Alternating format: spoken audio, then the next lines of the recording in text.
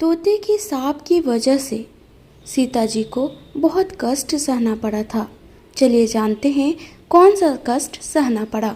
सनातन धर्म के ग्रंथों में बताया गया है कि बुरे कर्मों का फल हमेशा बुरा ही मिलता है, चाहे वह इंसान हो या फिर ईश्वर। इसका एक ही उदाहरण माता सीता का है, जिसका जिक्र रामायण में किया गया है।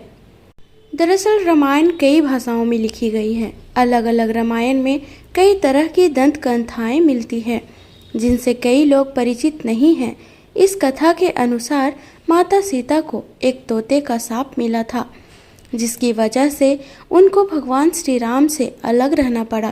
पहले माता सीता को वनवास के दौरान रावण अपहरण कर लेता है और उसका वध करने के बाद माता सीता के साथ भगवान श्री राम की अयोध्या में वापसी होती है।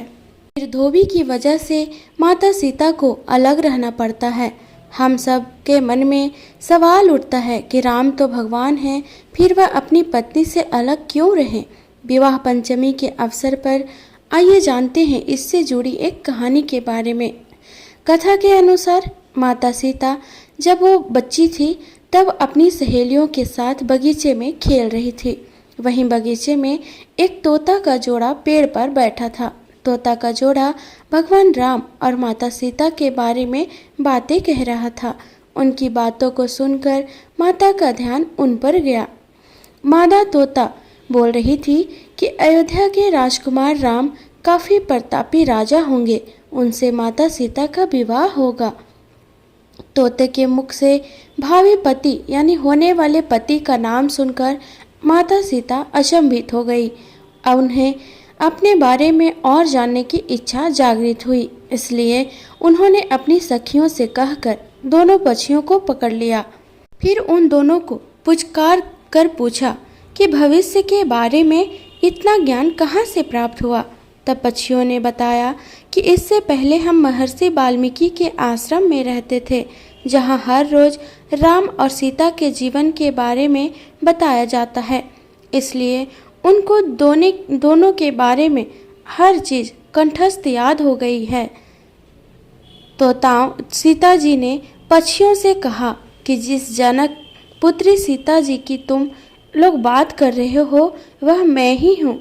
मुझे मेरे और श्री राम के बारे में और भी बातें जाननी है। तब नर तोता ने कहा कि हे सीता, आपका विवाह अयोध्या के राजा दशरथ के सबसे बड़े पुत्र राम के साथ होगा और आपकी जोड़ी तीनों लोकों में सबसे अद्भुत होगी। सीता जी सवाल पूछती रही और दोनों तोता जवाब देते रहे। सीता जी ने कहा कि जब तक मेरा विवाह नहीं हो जाता तुम दोनों मेरे साथ राजमहल में रहोगे और तुम वहीं सारी सुख सुविधाएं मिलेगी।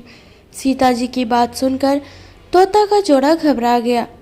तब नर तोता ने कहा कि हे जनक पुत्री, हम गगन के पक्षी हैं, इसलिए पिंजरे में बंद रहकर हम जीवित नहीं रह पाएंगे, इसलिए हमको आज़ाद कर दीजिए। तोते ने इसके लिए बहुत याचना की। तब सीता जी ने नर तोते को छोड़ दिया, लेकिन मादा तोता को नहीं छोड़ा और कहा कि यह मेरे साथ रहेगी। नर तोता ने कहा कि मेरी पत्नी गर्भवती है, इसलिए ऐसे समय पर उसको जाने दे। हम दोनों एक दूसरे का वियोग सहन नहीं कर सकते, इसलिए आप मेरी पत्नी को जाने दें। लेकिन सीता जी ने उसकी एक नहीं सुनी। इस पर मादा तोता को बहुत गुस्सा आया और श्राप दिया कि जिस तरह तुमने गर्भ अवस्था में मेरे पति से मुझको अलग कर दिया है, वैसे ही गर्भावस्था के दौरान तुमको भी पति वियोग सहना पड़ेगा। इतना कहते ही मादा तोता ने अपने प्राण त्याग दिए। मादा तोता के प्राण त्यागने के कुछ समय के बाद नर तोता के पत्नी वियोग में प्राण चले गए। इससे माता सीता को बहुत दुख हुआ, लेकिन तब तक बहुत देर हो चुकी थी। बताया जाता है कि अगले जन्म में तोता वही धोबी था जिसने माता सीता के चरित्र पर उंगली उठाई थी, जिसके बाद भगवान राम ने सीता का गर्भावस्था के दौरान त्याग कर दिया।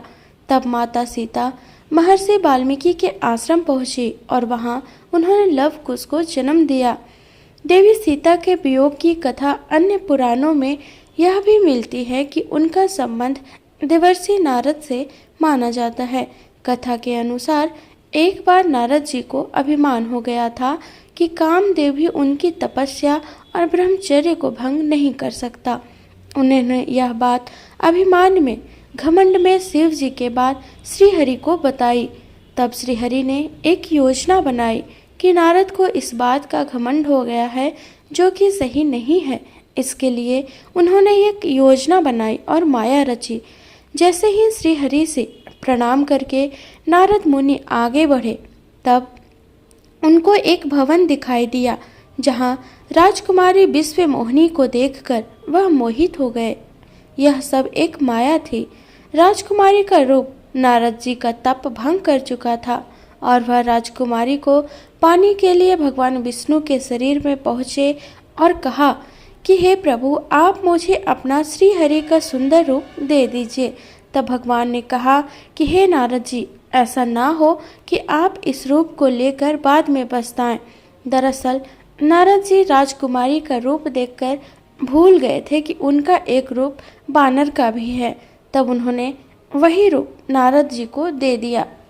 जब नारद जी राजकुमारी को स्वयंवर में पहुँचे, तब पूरी सभा बंदर वाले मुख को देखकर हंसने लगे और राजकुमारी ने भी मुख को देखकर वरमाला नहीं पहनाई। तब नारद जी ने सोचा कि आखिर सभी मुझे देखकर हंस क्यों रहे हैं और राजकुमारी ने मुझे माला क्यों नहीं पहनाई। तभी भगवान विष्णु सभा में पधारे और राजकुमारी ने उनको माला पहना दी।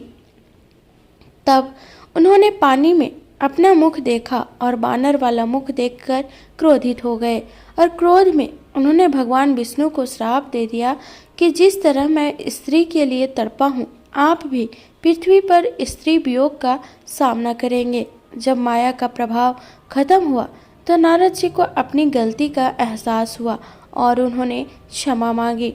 तब भगवान राम और सीता माता का वियोग सामना करना पड़ा। आई होप ये कथा आपको अच्छी लगी हो। लाइक एंड शेयर करें, सब्सक्राइब करना बिल्कुल ना भूलें। धन्यवाद।